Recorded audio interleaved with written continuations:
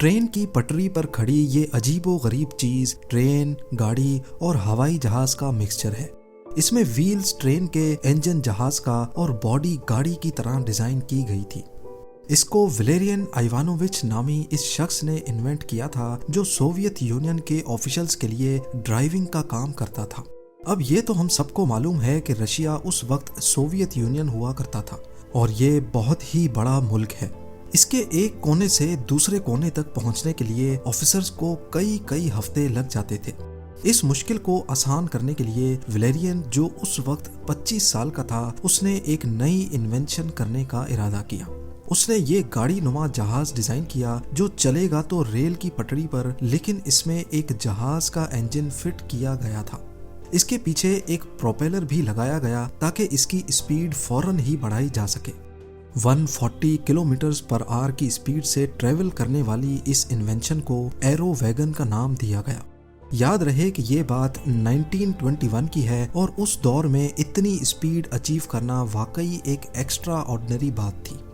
Arrow wagon वक्त की इतनी जरूरत थी कि इसके डिजाइन के दौरान ही ये पूरे सोवियत यूनियन में वायरल हो गई और सब लोग बड़ी शिद्दत से इसका इंतजार करने लगे।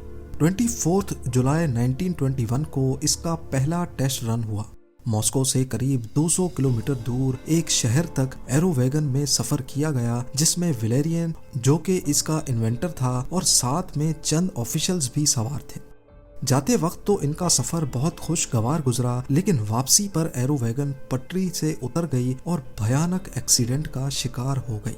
तमाम सोवियत ऑफिशियल समेत वलेरियन भी इस हादसे में मारा गया। ज़ेम टीवी की वीडियोस में एक बार फिर से खुशामदीद। नाजरीन, सोवियत इन्वेंटर वलेरियन कोई पहला शख्स नहीं था जिसको अपनी ही इन्वेंशन ने मौत के घाट उतार दिया हो। हिस्ट्री में ऐसी बेशुमार कहानियां मौजूद हैं।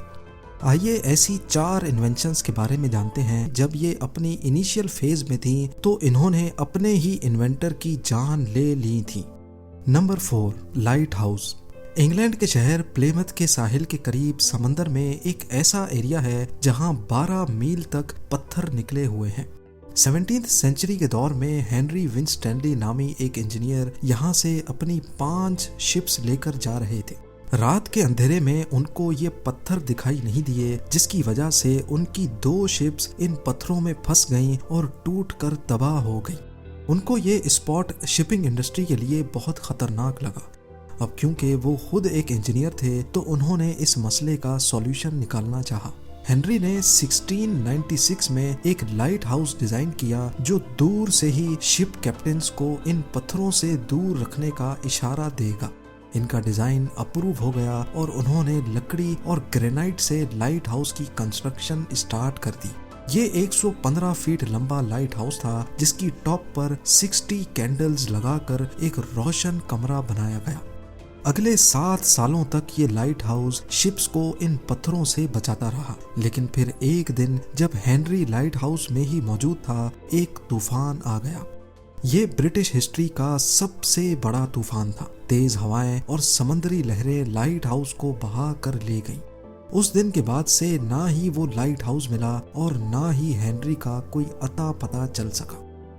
Number 3, leaded fuel. ये इतिहास की सबसे खतरनाक इन्वेंशन थी जिसने इन्वेंटर को छोड़कर पूरी दुनिया में 75 लाख लोगों की जान ले ली। थॉमस मिजली ने दुनिया में पहली बार लेडेड फ्यूल इन्वेंट किया था। वो फ्यूल जो आज हम गाड़ियों में इस्तेमाल करते हैं वो अनलेडेड फ्यूल होता है, लेकिन पहले ये लेडेड फ्यूल कहलाया जाता था। इस फ्यूल में लेड केमिकल इस्तेमाल होता था जिसकी इन्वेंशन ऑटोमोबाइल इंडस्ट्री के लिए एक बहुत बड़ा ब्रेक थ्रू थी।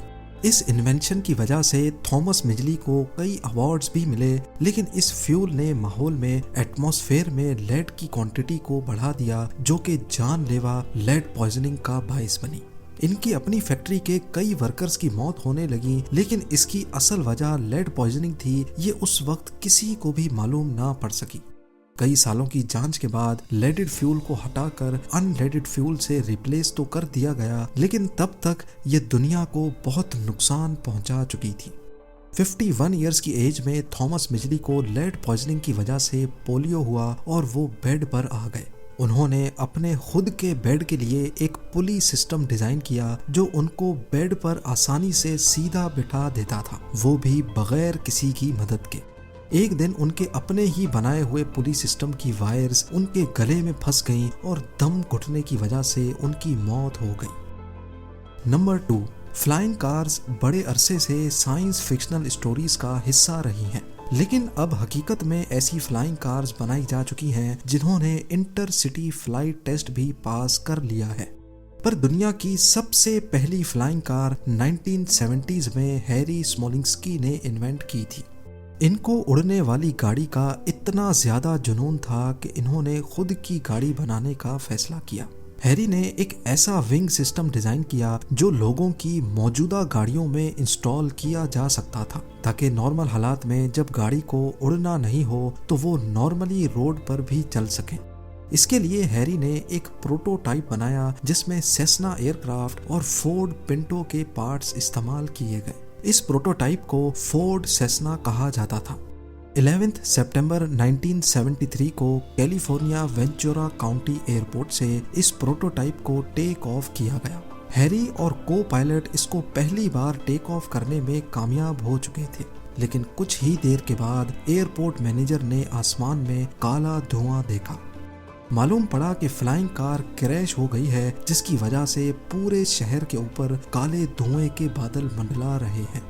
इन्वेस्टिगेशन से मालूम पड़ा कि फोर्ड सेस्ना को बनाते वक्त कुछ पार्ट्स की वेल्डिंग कमजोर थी, जिसकी वजह से ये हौलनाक हादसा हुआ।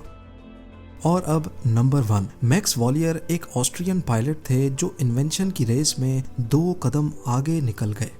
वो एक स्पेस क्राफ्ट बनाना चाहते थे जो इंसान को स्पेस में लेकर जा सके। उनको अच्छी तरह मालूम था कि स्पेस में जाने के लिए बहुत ज्यादा स्पीड की जरूरत होती है, जबकि उस वक्त के जहाजों की इतनी स्पीड नहीं होती थी। लिहाजा मैक्स ने पहले एक रॉकेट बनाया जिसको गाड़ी पर इंस्टॉल किया गया। इस रॉकेट की मदद से ये गाड़ी 232 किलोमीटर पर आवर की स्पीड से चलने में कामयाब हो गई, लेकिन ये स्पीड स्पेस में जाने के लिए बहुत कम थी। मैक्स ने रॉकेट फ्यूल को चेंज करके ज्यादा तेजी से जलने वाला फ्यूल बनाने का फैसला किया। 18 मई 1930 को वो इस नए फ्यूल को बनाने का एक्सपेरिमेंट ही कर रहे थे कि कुछ गड़बड़ हुई और एक रॉकेट बुरी तरह से फट गया। स्पेसक्राफ्ट की इन्वेंशन में ये पहला हादसा और पहली मौत थी। मैक्स वॉलियर अगर आज जिंदा होते तो शायद देख पाते कि जिस चीज को वो इन्वेंट करना चाह रहे थे वो अब कितनी एडवांस्ड हो चुकी है। उम्मीद है जेम टीवी की ये वीडियो भी आप लोग भरपूर लाइक और शेयर करेंगे। आप लोगों के प्यार भरे कमेंट्स का बेहद शुक्रिया। मिलते हैं अगली शानदार वीडियो में।